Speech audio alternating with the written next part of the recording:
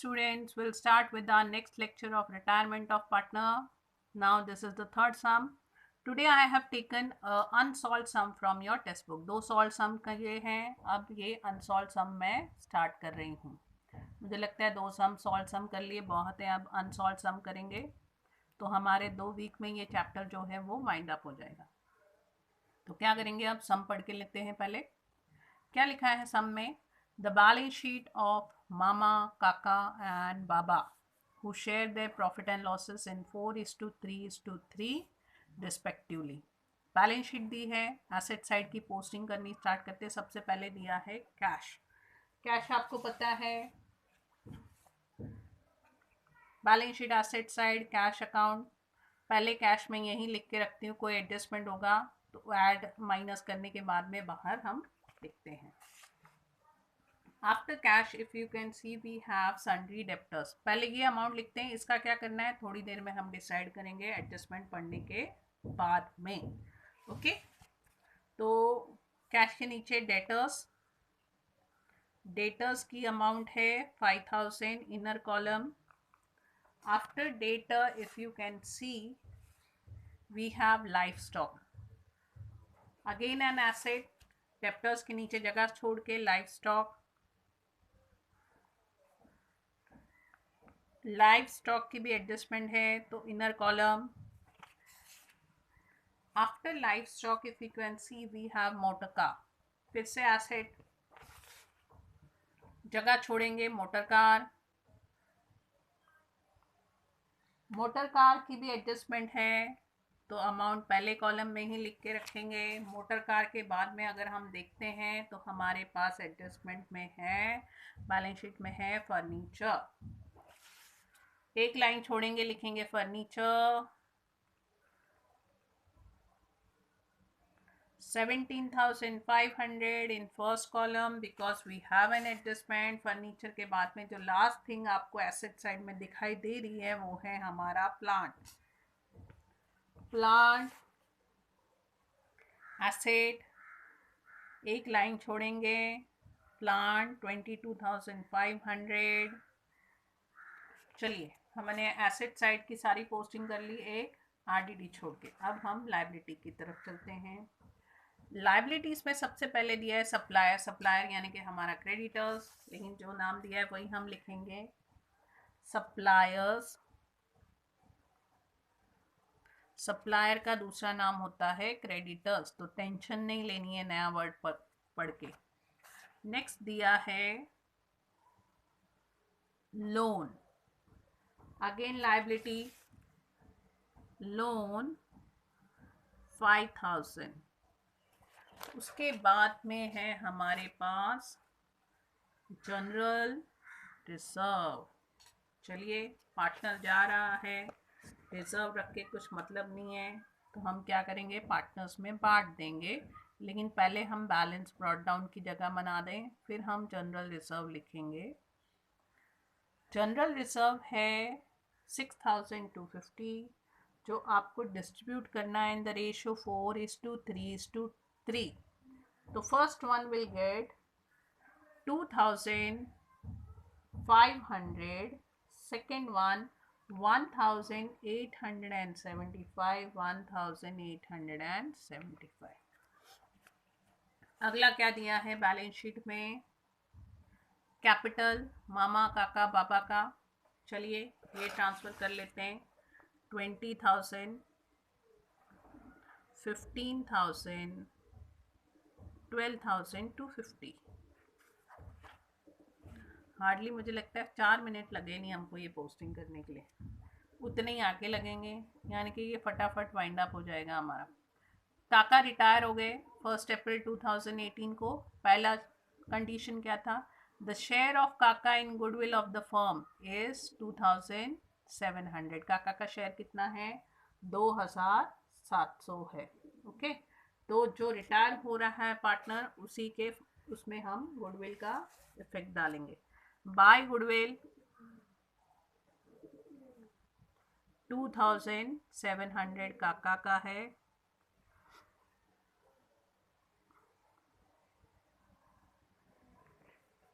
और इसी की गुडविल हमें यहाँ पर लिखनी है रिटायरिंग पार्टनर की 2700 because it has not been distributed between the old partner, कहीं पर भी वो लिखा नहीं है, इसलिए हमने इसको ट्रांसफ़र कर लिया है।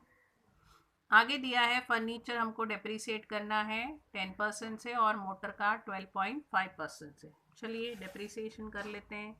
पहले furniture less depreciation at the rate of 10% और मोटर कार भी डेप्रीसिएट करनी है 12.5% के हिसाब से। अब इसके ऊपर 10% आएगा 1750, 12.5% आएगा 500, दोनों हमारा नुकसान है। तो एज इट इज आर नुकसान, where we are suppose to write revaluation account debit में लिखेंगे to furniture to motor car. Furniture का है 1750, 500। चलिए नेक्स्ट एडजस्टमेंट देख लेते हैं।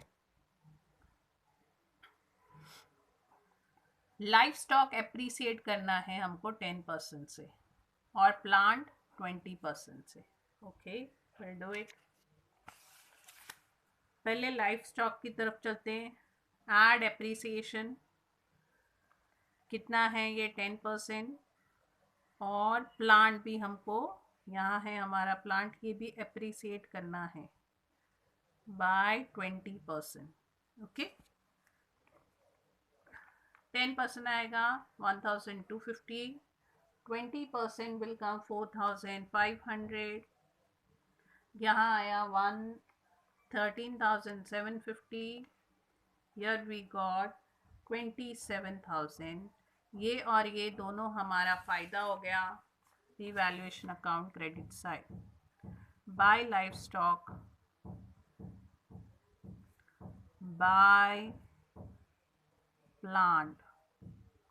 लाइफ स्टॉक की अमाउंट है 1,250, 4,500। हार्डली 7-8 मिनट्स हुए और हमारा सम कंप्लीट होने के लिए आ रहा है। चलिए नेक्स्ट क्या दिया है, a provision of 2000 is to be made for claim of compensation. कोई तो कॉम्पनसेशन है, उसके लिए 2000 का हमें वहाँ पर प्रोविजन करना है। अब ये हमारा इनकम तो हुआ नहीं, खर्चा है, और रीवैल्यूएशन अकाउंट क्या है, नॉमिनल अकाउंट है। As it is my nominal account, expenses and losses are to be debited, income and gains has to be credit. तो पहला इफेक्ट जाएगा इसका रीवैल्यूएशन में। Revaluation account will write on debit side. 2 provision for claim कितना है 2000। अब ये हमने क्लेम भरा तो नहीं है, इसलिए यहाँ लिखेंगे आउटस्टैंडिंग प्रोविजन फॉर क्लेम 2000। आगे के एडजस्टमेंट में हमको दिया है RDD is no longer necessary, यानी कि ये जो RDD हमने छोड़ी थी ये हमें अब लिखने की ज़रूरत नहीं।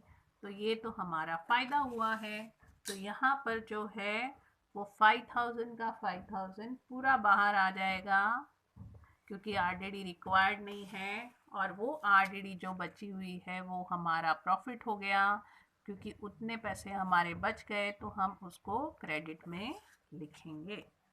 एक लास्ट एडजस्टमेंट बचा हुआ है और 10 मिनट भी नहीं हुए और हमारी पोस्टिंग होने के लिए आई। क्या लिखा है, the amount payable to Kaka transfer to his loan account. जो भी हमने ये रिटायरिंग पार्टनर को अमाउंट देनी है वो कहाँ ट्रांसफ़र करनी है, लोन अकाउंट में हमको ट्रांसफ़र करने के लिए बोला गया है। ओके, तो हमें क्या करना है, अभी एक एक करके अपना अकाउंट क्लोज करते जाना है। तो सबसे पहला अकाउंट जो आपको दिख रहा है वो है revaluation account. This side we have 1750, 500, 2000। यहाँ पर है हमारे पास 1250, 4500 एंड 500। तो इसी साइड का टोटल ज़्यादा हैवी है, 6,250 50 आ रहा है, वही यहाँ पर लिखेंगे हम। उसमें से ये तीनों माइनस करने के बाद में जो वो बच गया वो हमारा प्रॉफिट है, और वो बचा हुआ कितना है, 2000 है। So where we are supposed to transfer to partners capital account. अब तीनों को देना है, जैसे एडमिशन में दोनों को देते हैं, यहाँ पर तीनों को देंगे, Mama, Kaka, even retiring partner will get Baba. कौन से रेशो में, 4:3:3। 2000 जब डिस्ट्रीब्यूट करेंगे तो पहले वाले को 800, 600, 600 ऐसे करके आपको मिलेगा। ओके, कहाँ ट्रांसफ़र करना है, यहाँ debit side, this is my debit side, this is my credit side, this is, अच्छा मैंने लिखा है नहीं, पर्टिकुलर्स, ये भी मेरा पर्टिकुलर्स है, ये मेरा डेबिट है, ये मेरा क्रेडिट साइड है। यहाँ डेबिट है, यहाँ क्रेडिट में जाएगा, क्या लिखेंगे, बाय रीवैल्यूएशन अकाउंट, और you can write profit and loss adjustment account, 800, 600, 600। चलिए अब इनको क्लोज करते, देखने से ही पता चलता है क्रेडिट साइड का टोटल हैवी है। पहले पूरा क्लोज कर लेते हैं, फिर हम इस साइड में क्या लिखना है वो मैं आपको बताती हूँ, आपको पता भी चल गया होगा अभी तक। तो 23,300 है ये, 20,175, 14,725, same will write here,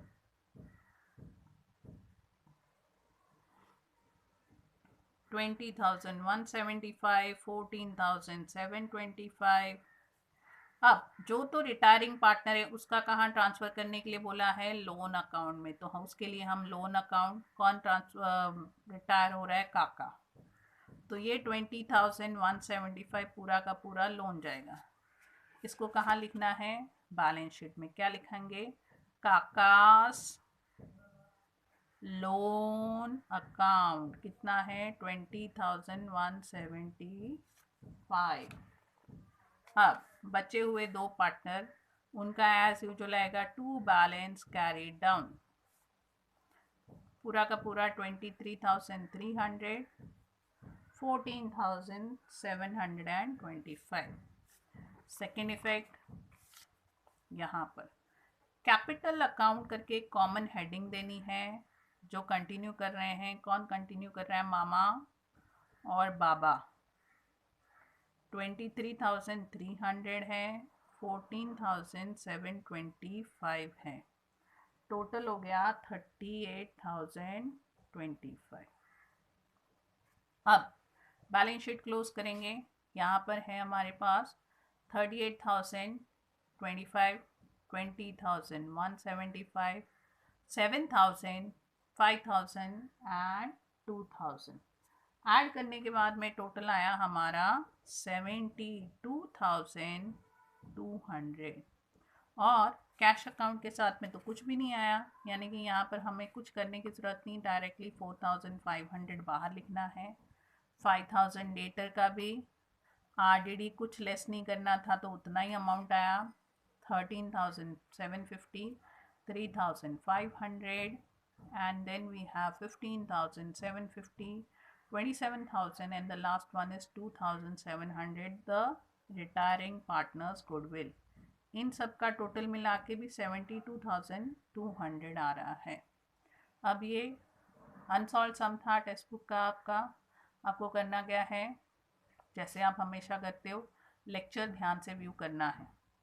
lecture view करने के बाद में एक बार व्यू करने से नहीं समझ में आएगा तो 2 बार व्यू कर लेना, 3 बार व्यू कर लेना। वैसे तो सम इतना डिफ़िकल्ट नहीं है, इट इज़ वेरी इजी सम, और 3 सम होने के बाद में थोड़ा तो कॉन्सेप्ट आपको रिटायरमेंट का क्लियर हो जाएगा।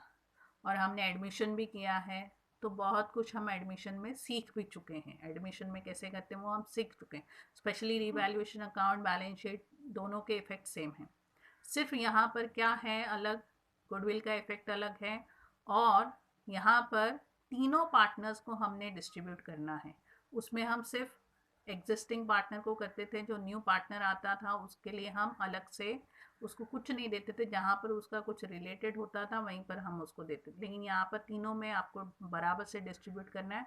जो पार्टनर रिटायर हो रहा है उसका ध्यान रखना है कि उसको लोन अकाउंट करके हमने, या loan account somewhere they will tell transfer to cash account, somewhere they will say current account, जिस अकाउंट में बोला है वहाँ पर ट्रांसफ़र करो। और जो बाकी बचे हुए दो हैं जो कंटिन्यू कर रहे हैं उनको बैलेंस कैरी डाउन करके वो बैलेंस कहाँ ट्रांसफ़र करना है, बैलेंस शीट लायबिलिटी साइड। तो सम आपको ध्यान से व्यू करना है।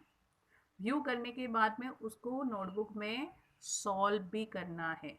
Just viewing is not enough. सिर्फ व्यू करके ऐसे नहीं लगना चाहिए कि हाँ मुझे बहुत आता है, मैं बहुत इंटेलिजेंट हूँ। गया व्यू करके टेक्स्ट बुक लेना, टेक्स्ट बुक नहीं है टेक द PDF, सम देखो, अच्छे से नोटबुक में सॉल्व करो। नोटबुक में सॉल्व करने के बाद में भी अगर डिफ़िकल्टी आती है आप लेक्चर को रेफ़र कर सकते हो। अगर फिर भी आपको नहीं समझ में आ रहा है, most welcome, you can ask me when I am taking the lecture on Google Meet. Okay, so solve the sum in your notebook, that is important. View the lecture very nicely, that is also very important. Thank you, have a nice day.